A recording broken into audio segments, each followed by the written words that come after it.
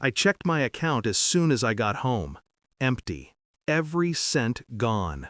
My fingers froze over the screen. I should have screamed, but I didn't.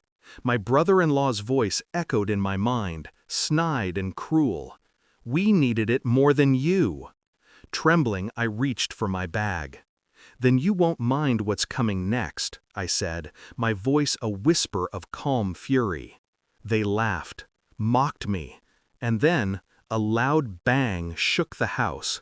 The door flew open. I felt the air shift. The chaos I'd been building for months was finally outside, ready to strike. It didn't start here. It started the first time I met her family. Bright smiles, easy laughter, promises of love disguised as family warmth. I trusted them. I welcomed them, even loved them. My brother-in-law, charming, generous, or so I thought. I opened my home to them. I lent them money, gave them access to my accounts, shared my life. I was family. I was safe. But cracks appeared. Small at first. Late-night calls I wasn't supposed to hear. Glances that didn't meet mine. Offhand remarks that carried hidden weight. And then, a text I wasn't meant to see.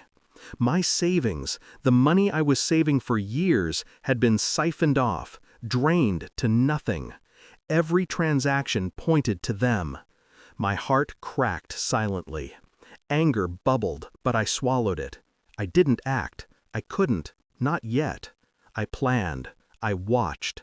I cataloged every lie, every betrayal, every laugh they shared over my misfortune. I built a mental map of their arrogance, their habits, their weaknesses. I studied the law, finances, the patterns of their lives.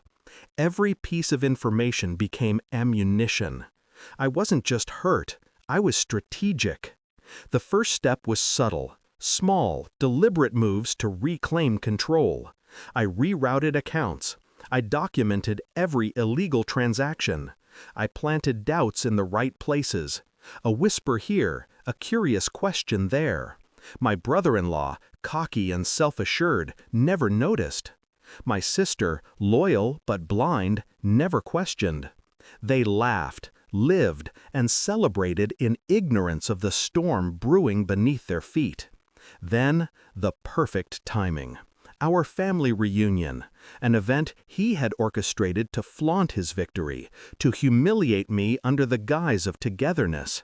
I arrived calm, polished. I let them gloat, let them sip their wine and bask in my supposed defeat. Every laugh, every smug remark, I stored like currency. My plan was simple, psychological precision. Let them think they'd won, then pull the rug out at the exact moment they least expected. I waited for the opportune moment, and when it came, I acted with quiet ruthlessness. I accessed accounts, froze assets, exposed the fraud to every member of the extended family. Legal notices appeared like lightning, sudden, unrelenting, unavoidable. Their laughter turned to panic. My brother-in-law's smugness faltered as he realized the truth. The money wasn't gone, it was frozen.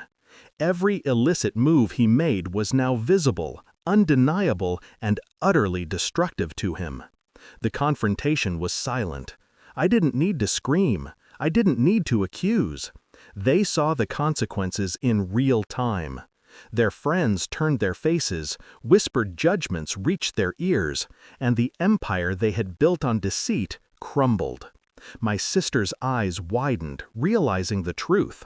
My brother-in-law stumbled, powerless, finally comprehending the depth of his miscalculation.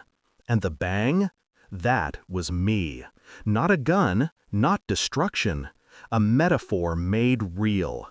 A door slammed, not to destroy, but to announce the arrival of justice. Their world shifted violently, irreversibly, as I had. I didn't smile. I didn't gloat. I stood there, calm.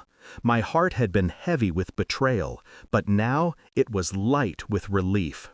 Justice, not vengeance, had been served. They were exposed. They were accountable. They had laughed at my misfortune, and now they trembled under the weight of their own. I walked away, quietly. The room behind me was silent, except for the echoes of consequences. And for the first time in months, I felt the calm after the storm. The betrayal had cut deep, but I was deeper, calculated, patient, unstoppable. I wasn't the victim anymore. I was the reckoning.